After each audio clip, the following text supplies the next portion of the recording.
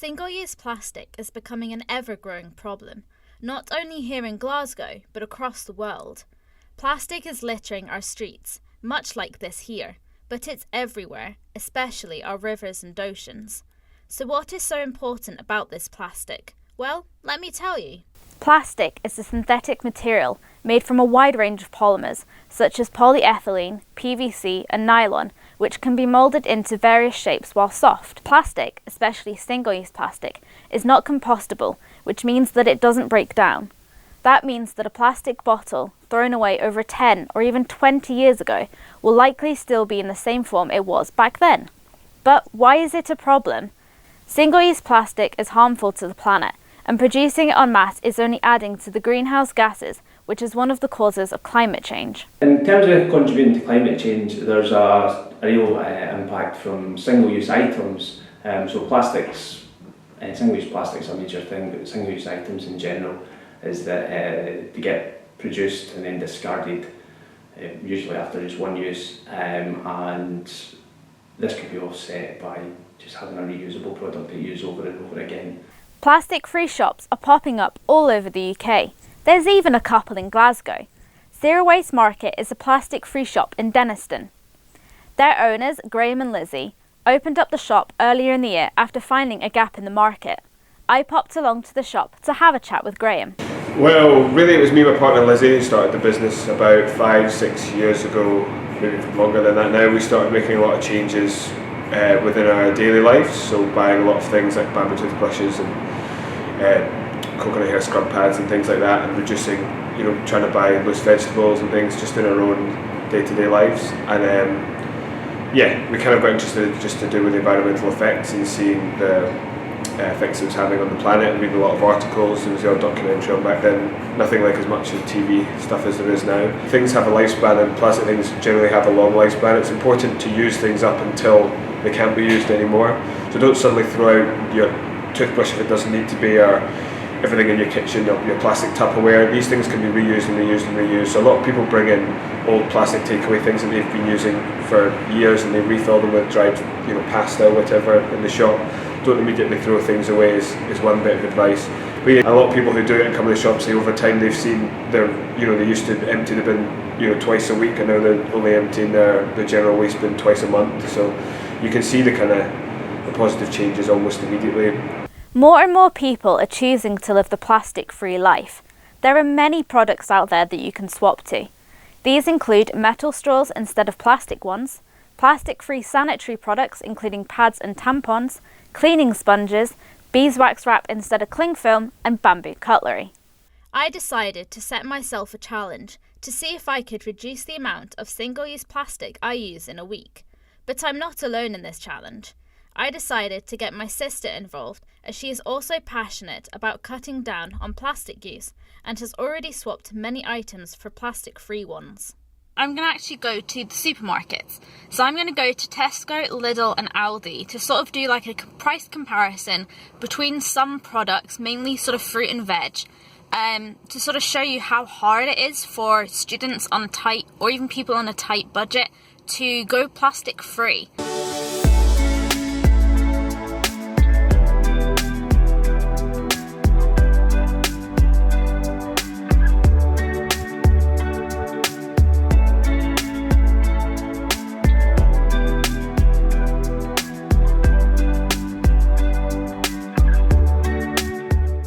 Bulk buying's a good way of reducing plastic waste, so rather than buying 1 kilo bags of rice, I've got a 5 kilo one that I picked up in Tesco.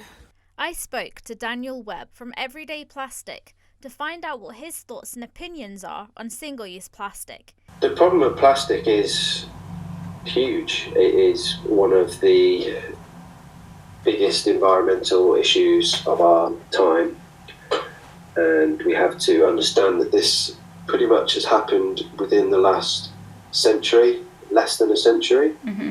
The problem obviously is massive. We know the impact on the environment, so particularly the marine environment, which I'm sure everyone has seen lots of footage of whales and turtles devouring plastic, but actually the problem with plastic starts right here at home. As a country, we're throwing away 295 billion pieces of plastic in a single year. Give or take maybe a few billion, but you can kind of see how significant that figure is. I think you have to kind of treat supermarkets as if they're puppies. You've got to reward good behaviour, and I think we should all be continuing to encourage big businesses to keep going. As a nation, we use over 300,000 tonnes of single-use packaging every year. But this is costing Scottish households £600 million a year. Would you want to pay this amount of money every year on packaging alone? I know I certainly wouldn't. Did you also know that the average household buys 130 kilograms of single-use packaging every year at a cost of almost £250? That money could be going towards something more important, such as paying off a mortgage or going towards a university. Scots pay an average of £40 million a year through taxes towards waste management that has to deal with this amount of single-use plastic we use on a daily basis. The average household also generates 650,000 tonnes of emissions every year. That number is truly astonishing. Although there are things that we are doing to reduce the amount of plastic we produce. Scotland introduced the 5p carrier bag charge back in October 2014. After this was introduced, the use of single-use plastic bags was reduced by 80% in the first year.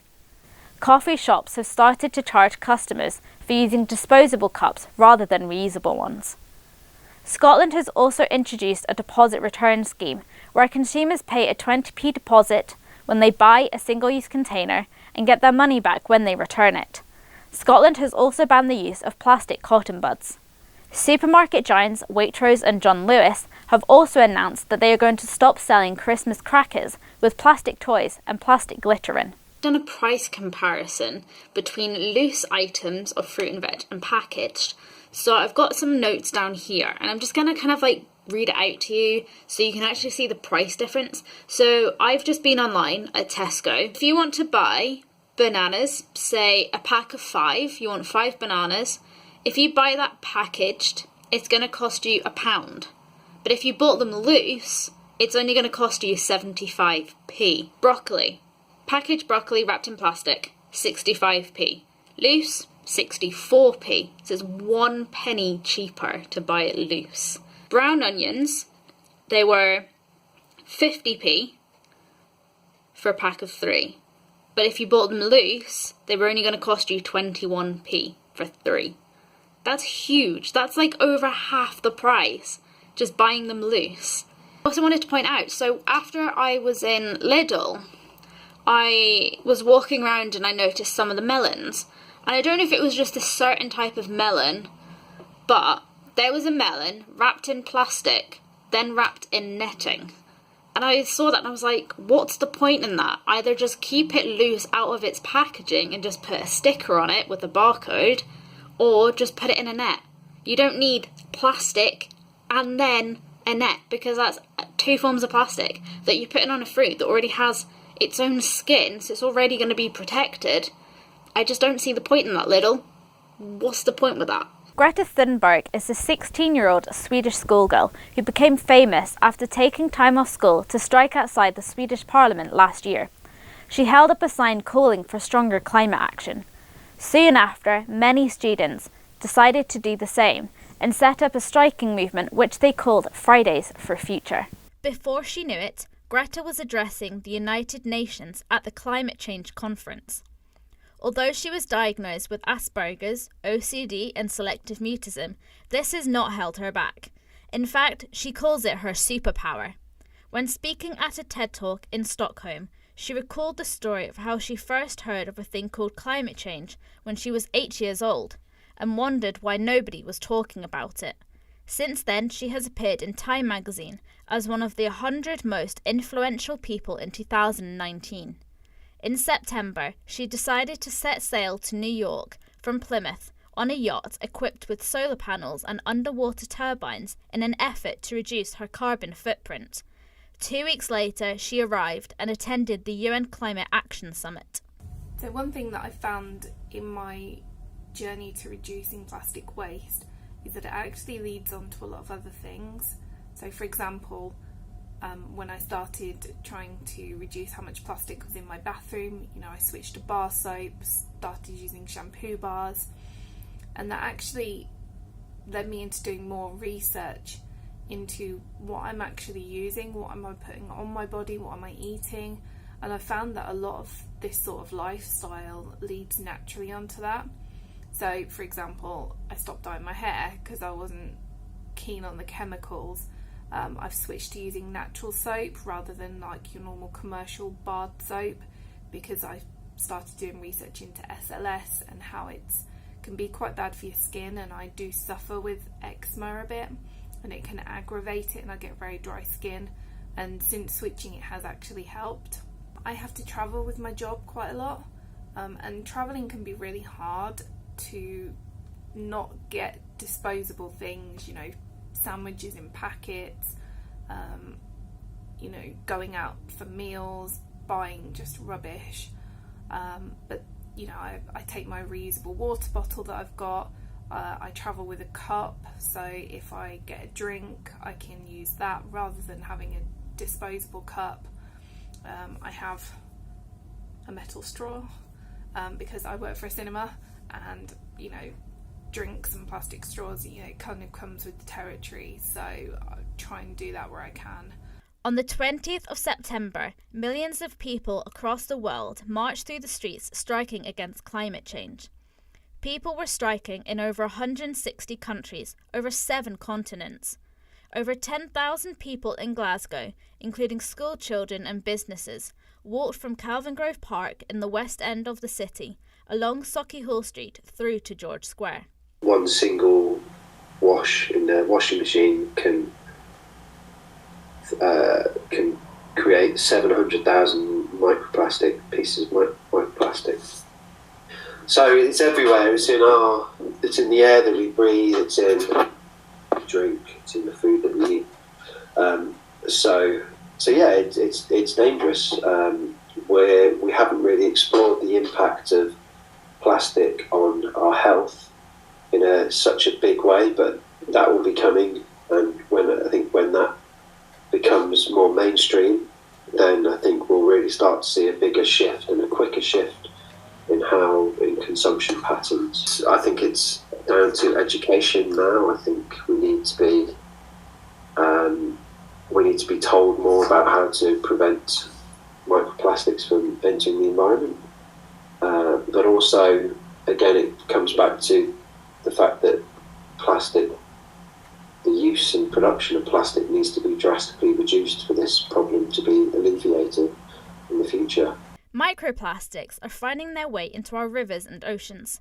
Birds and sea life are mistaking this for food and are digesting it, even passing it on to their young. They are being found in fish and shellfish and are making their way up the food chain even to humans. It's been estimated that the average European seafood consumer ingests around 11,000 particles of plastic every year. Microplastics in a marine environment have been known to carry many micropollutants, such as nonphenols, as well as secondary pollutants that have been absorbed from seawater, including polychlorinated biphenyls and dichloro-diphenyl dichloroethylenes. Microbeads have also been banned in the UK, meaning that products are no longer allowed to be sold if they contain them. These products include facial scrubs, toothpaste and soap. So one place where you get a lot of plastic waste is in the kitchen. So I do make my own natural cleaner. So this is white vinegar that's been sat with cut up orange and lemon peel on a sunny windowsill for a couple of weeks. All we do is pop it into a spray bottle that I have rinsed out from all the chemicals,